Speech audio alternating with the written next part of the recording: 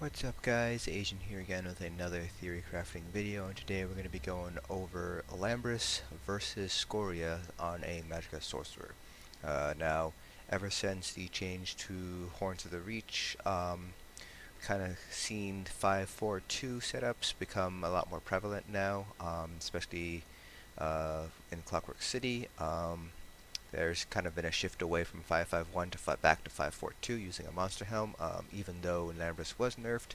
That seems to be the kind of go-to monster helm for Sorks, mainly because it's kind of the one that we've always been using, so why change what hasn't, well, why change what's not broken? But there have been talk about trying to replace Ilambris, or at least looking at other monster helms that might be a good replacement for Ilambris.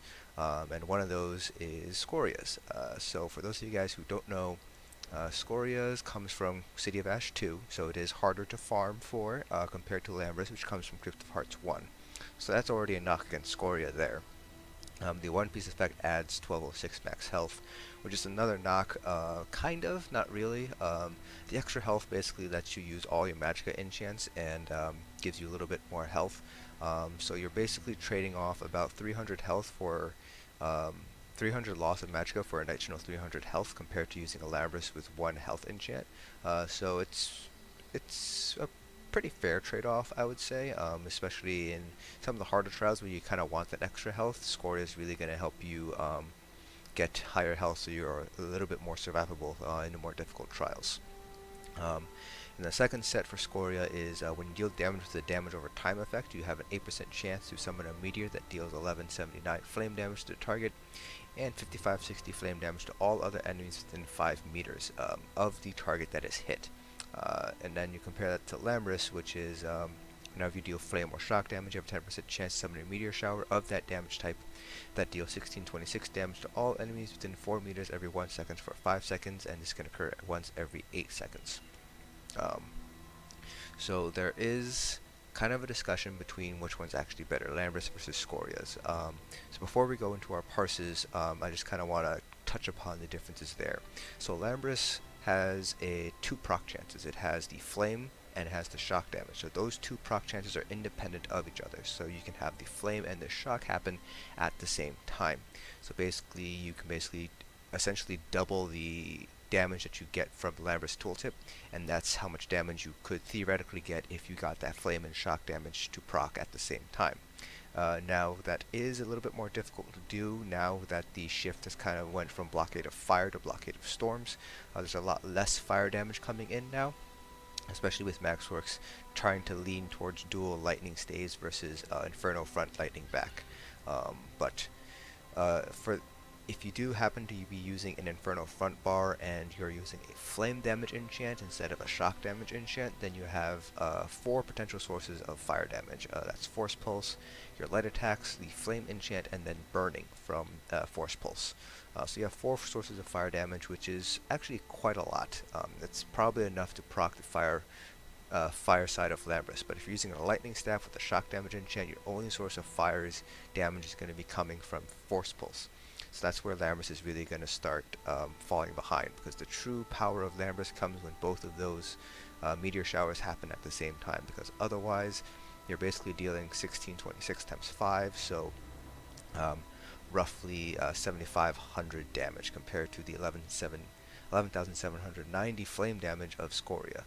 The other thing you also have to consider is that Ilambris deals damage only within 4 meters, so if you have a mobile boss, just off the top of my head, I'm thinking of St. Felms and St. Olms, or not St. Olms, St. Felms and St. Lothus from the new Trial Asylum Sanctorium. They jump around a lot. The warrior jumps around a lot in Hellross Citadel. So, against mobile bosses, Ilambris isn't necessarily going to be better, because the enemy needs to stay within that 4 meter radius in order to get all the damage ticks happening. Compared to Scoria, where you're always guaranteed to get that 11,790 flame damage to hit the enemy no matter what. That extra splash damage, that is just kind of an added bonus. So you're always going to be able to get that almost 12k hit with Scoria guaranteed. Compared that to Ilambris, where you have to basically make sure that that boss stays within that 4 meter radius in order to get all that damage done. And then even then, you have to also consider if you're only primarily getting their shock damage, not so much the flame damage, you're actually doing less damage overall compared to Scoria.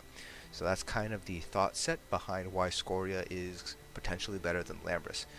Now, the whole mobile boss thing, obviously we can't test that on a dummy parse. That's something you need to go out and test on an actual raid, and that is also dependent on your raid group. How well does the tank hold the bosses there? There is some RNG involved as well, and some stratagems involved as well. Because, for example, Lothus will always jump to the same 3 points if you fight him. If you fight him separate from Ohms, if you fight him with Ohms, he always teleports to the same 4 points. So there is some stratagem there, so you can kind of keep him from moving around too much from after he jumps, but that's it's a very difficult thing to test. Things like, the enemy needs to stay within 4 meters. So this is just looking at if we have a mobile boss, for example, Valarial, or the Mage in AA, the Serpent mostly in Sanctum Ophidia, the Assembly General in Halls of Fabrication. So those are the kind of fights that this test is really going to compare against. It's not really going to show you, again, in a mobile fight, which one's going to be better. I do personally believe Scoria will win out in mobile fights, just because that 4 meter radius is actually fairly small for Ilambris. So without further ado, we're going to go ahead and start our parse here. Again, the only thing we're going to be changing is going to be the Monster Helm. Because Scoria does give us max health as our one piece, we're doing both pieces have magicka compared to Ilambris. Ilambris has a health enchant on the big piece, but the one piece gives us magicka. So like I said earlier, you're getting 300 extra health with Scoria, and you're dropping 300 magicka as a result. So that's kind of the trade-off there. So we're going to go ahead and get started with our 2 parses here. I did already collect some parses earlier this week, so we will be able to get a pretty good comparison between the 2 helms.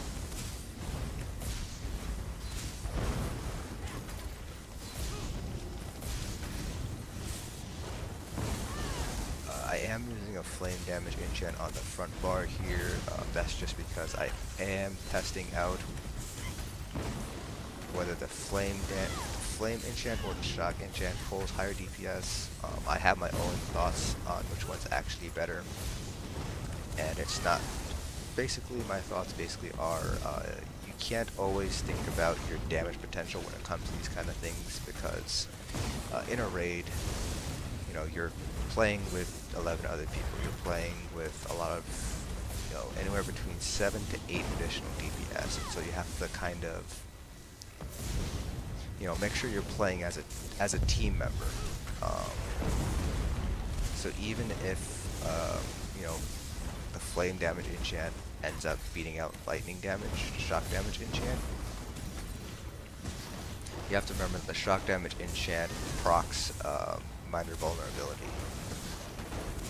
So that's a pretty big debuff. That's 8% extra. Well, it's not a flat 8% extra damage, but it is a substantial increase to DPS. So I have my own thoughts, and I'm going to touch upon that in the video when I do finish recording it. I'm going to go ahead and swap out our Scorias. I also am going to have to swap out Giuliano, so we keep our 511 bonus. Going to get our ultimate back and then do a parse with Scoria. So you see here we ended up getting about 350 extra health, and we lost about 350 magicka. So that's kind of the trade-off you get. That's not that big of a loss. That's only a 35 spell damage loss, effective spell damage from the loss of magicka. That's not really going to make or break you, and I don't think it's going to push Scoria that far behind Ilambris. If anything, I think it's all going to depend on whether you do have sources of fire damage and whether the boss is moving out of the Ilambris proc. That's going to determine a lot more the difference between Scoria and Ilambris.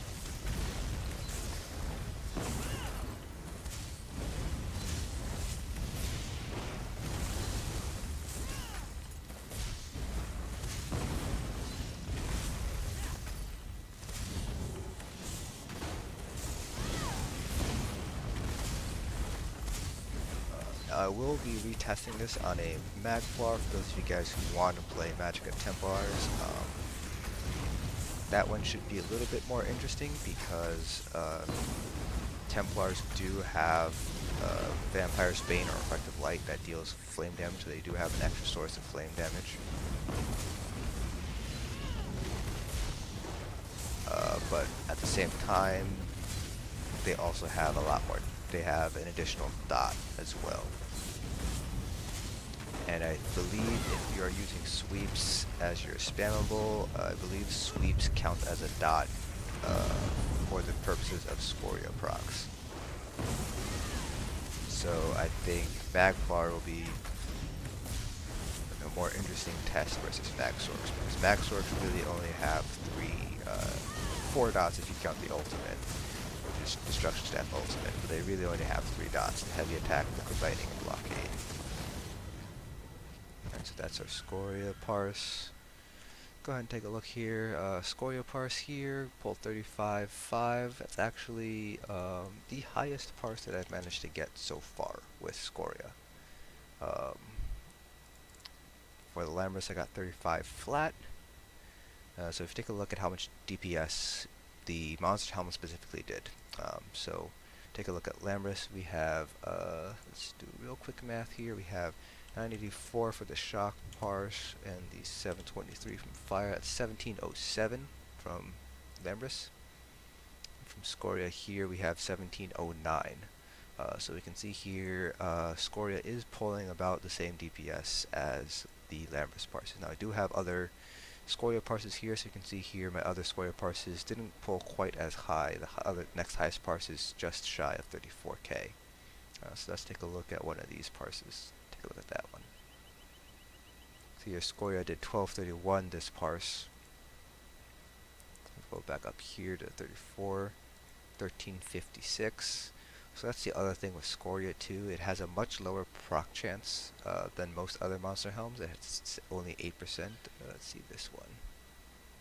Yeah, 1228.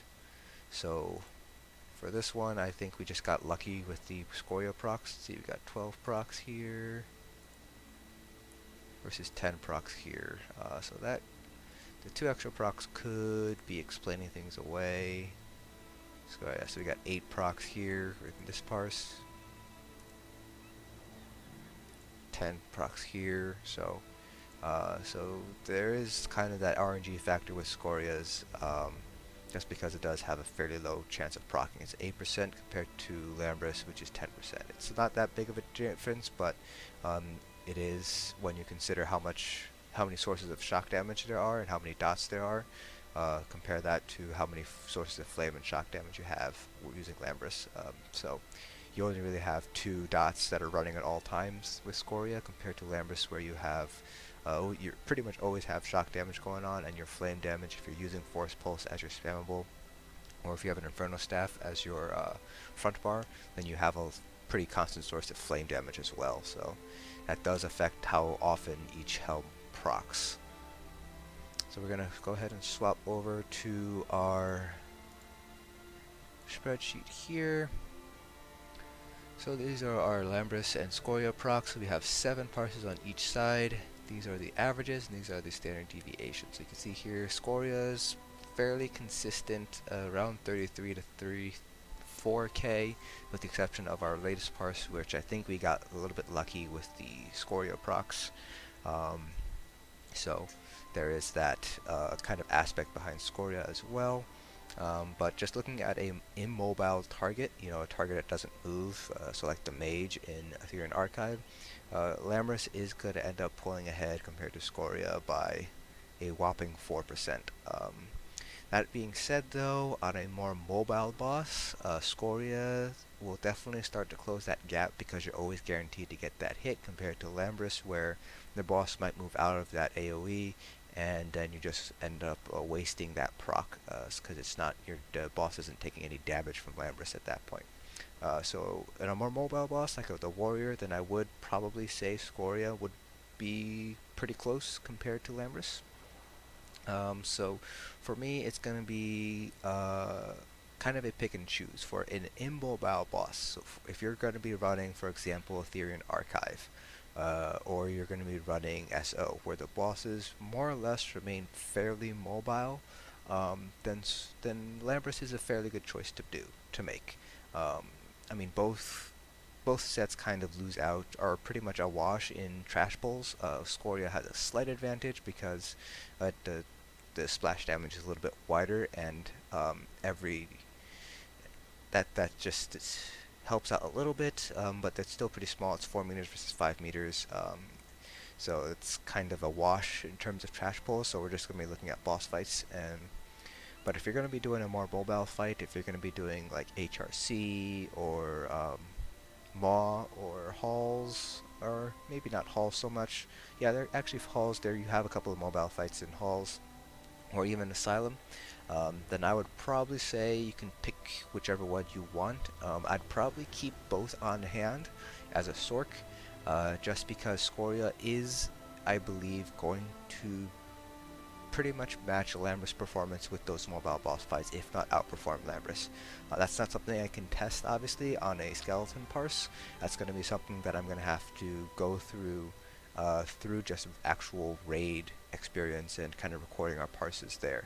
Unfortunately, that's going to take a lot of time because, one of my raid guilds, we're progressing through Asylum hard mode, and my other raid guild, we don't necessarily do the same trial every single week. So it's going to take time to collect that data, so I can get some sort of answer to mobile bosses. So my conclusion is carry both for immobile fights, use Ilambris.